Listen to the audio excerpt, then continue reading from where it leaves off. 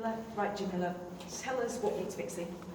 Right, basically, I've got a lot of pressure in my neck there. I can't move my neck. It goes all the way. It feels numb on that side. Right. And lower back and this hip. Right. Since I've had the surgery, it's all this side. Since you've had what surgery? Well, I had sepsis and nearly died, so Right, I okay. had to have no abdominal surgery. Right, okay. But since that day, this side, Yes. it feels like my arms are going to drop off. Right, okay. Right. So it's basically just on this side and Right. on lower back. Right. Let's see what we can do. Cool. God bless. Cool. And I'm just going to get you just to close your eyes, Jamiila. God bless. And just bring your awareness into the nose. And I'm going to get the whole audience to do this as well.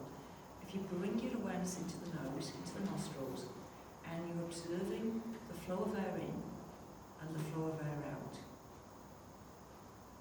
Now the Buddhists say that the air stimulates mind, and it does. By holding your awareness in your nose, the air then doesn't stimulate mind in the same way, and your mind can start becoming still. Yes.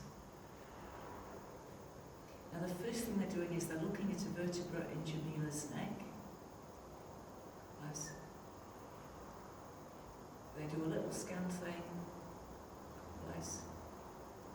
There's a couple of meridians that need releasing.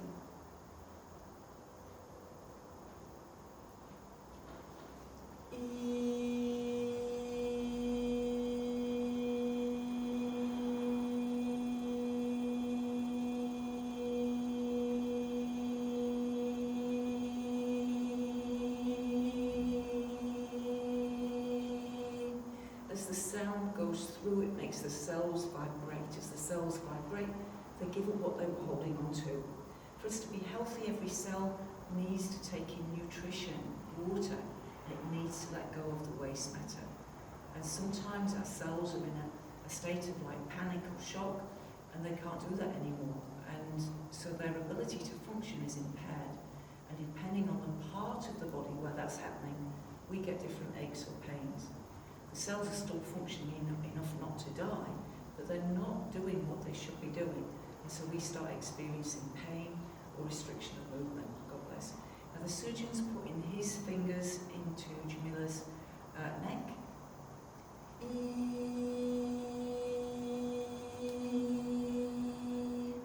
Any sensation for you, Jamiila? What can you feel happening? Just the warmth at the back of my neck. Warmth at the back of your neck. And these guys can see I'm a good distance away, so it's not warmth that's coming from my hands. My hands are a good foot away. Now he's just like popped the neck and taken something out. Just try turning your head from side to side. How's that feeling? Still painful. Yeah. Yes, but is it a lot more movement than before? Just a little bit.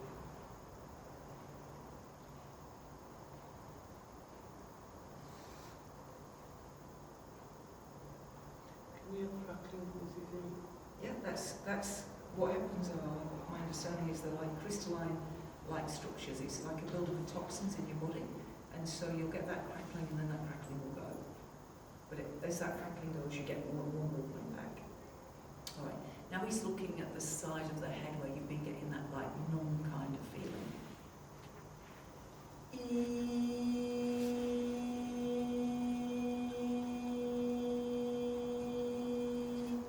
It's strange, isn't it, saying we get a numb feeling? Because like, it's numb, so how do you feel it? But I know exactly what you mean. Yeah?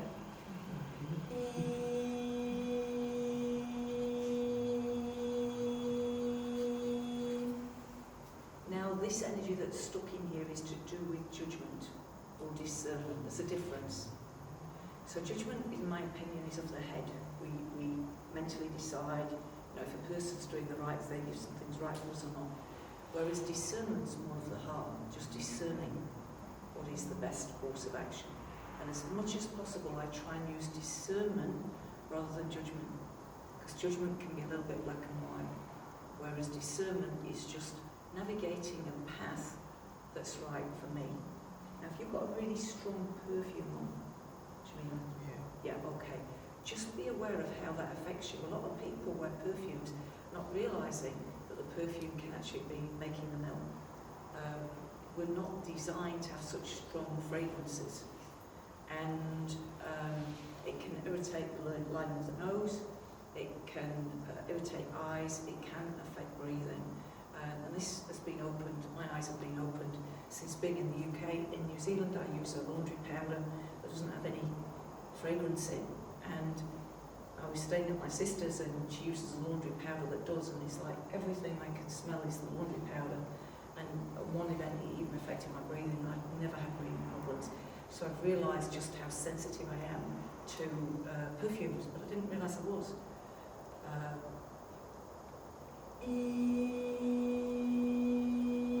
But to heal, we need every cell in our body to be relaxed, but they can't be if there's something in the environment that's triggering it, making it tense.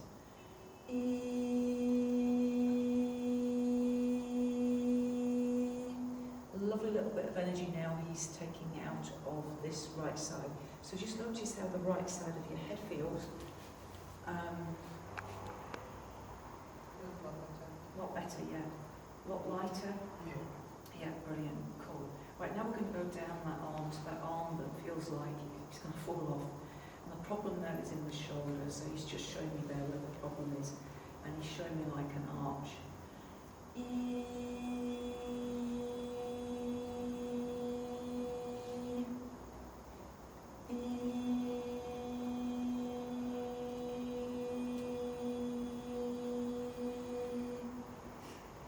If we want better health, all we've got to do, guys, is be in our bodies more of the time. Pay attention to what our bodies want, what our bodies want to eat, when they want to sleep, when they want exercise. Not be so much in our heads. We've got a whole educational system that's training us to be in here. It's not a good idea. We need to learn to be in our bodies. We need to sense how other people feel. We need to be able to connect with nature. We need to be more in our bodies.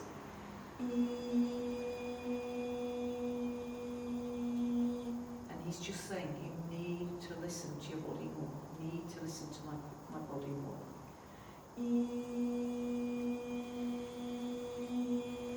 Tracing an outline around that shoulder. Just try moving that arm around now, Jamiila.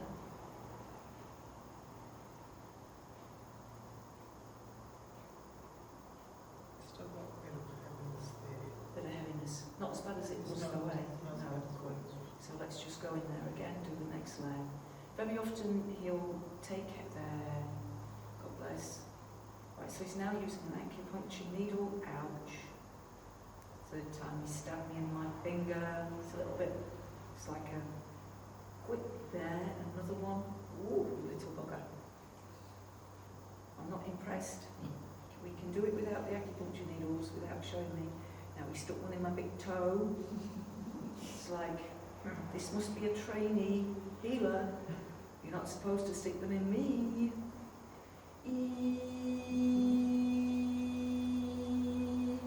So what he's done on that finger there, he's put 4 needles between the first and second joints. And I know nothing about acupuncture to understand why you do that. And they're almost feeling like bee stings.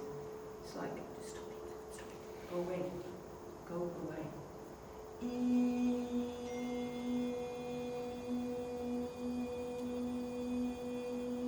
So what he's explaining was that the alternative was to put them into Jamiila. She wouldn't like that, so he put them in me.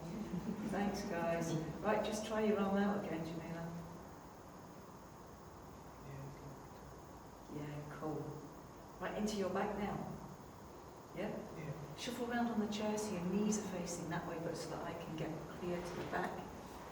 Strange. So those needles are still in place at the moment. Which means acupuncture works, guys. These guys would not be using acupuncture if it wasn't a really good modality.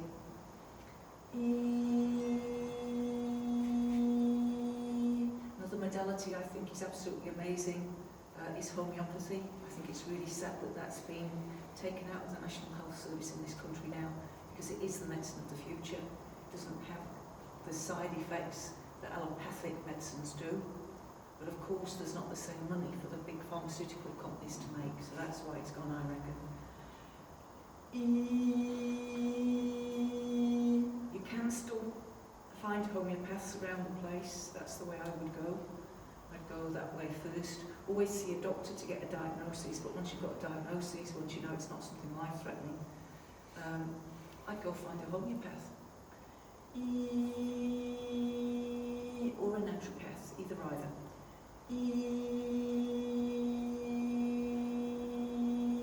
Whenever we invest our money in pharmaceutical drugs, we are giving them power over us. And so we need to withdraw our dollars and think about what we're doing.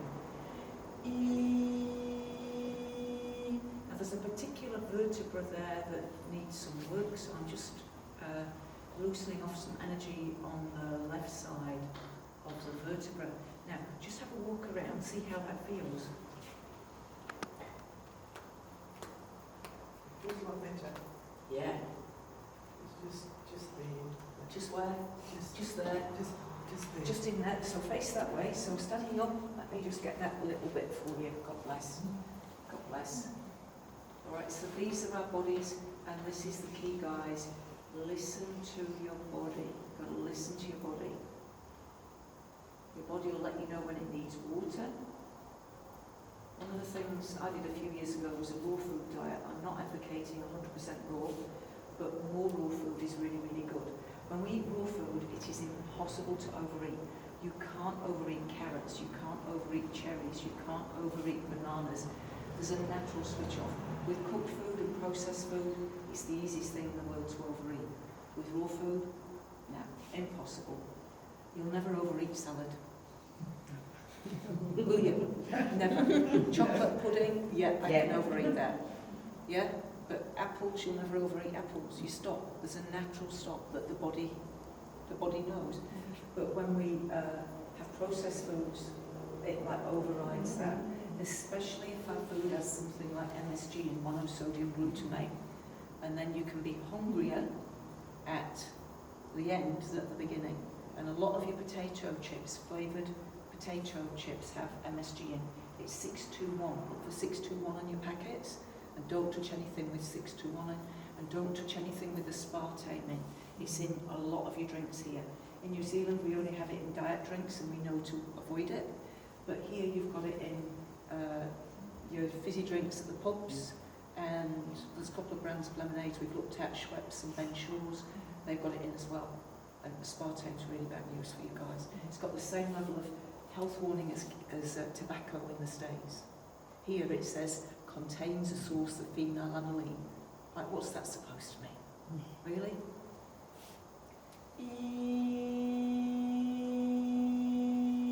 Right, give that a go, see how that's feeling.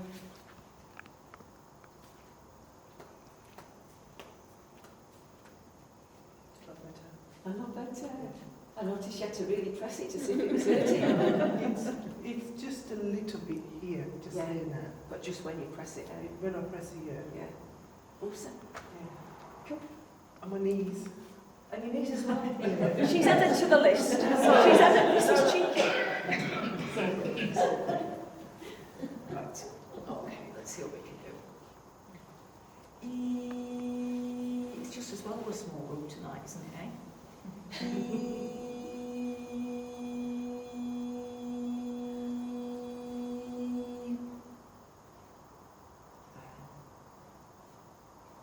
Now, one of the things that I get often, particularly with ladies, is they've got problems with the knees. They go to the doctors, and the doctor says you have to lose some weight. And the dilemma is when you've got bad knees, you can't exercise the same because your knees are bad.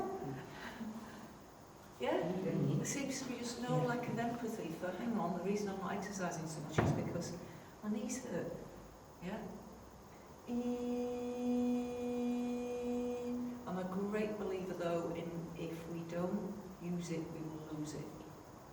Yeah? And I really do believe that we shouldn't be putting our older people into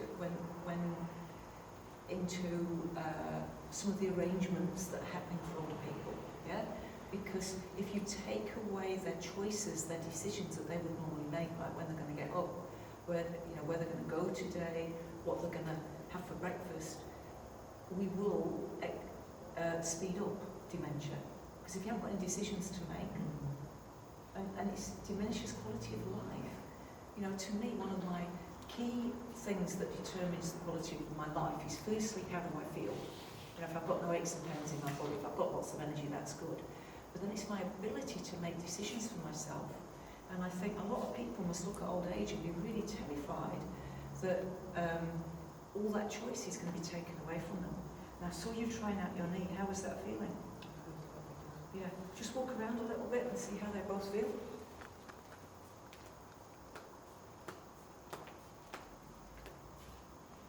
Amazing. Amazing. My neck pain's gone. Yeah. Just a little bit there, but it's just... Yeah. Awesome. Thank you.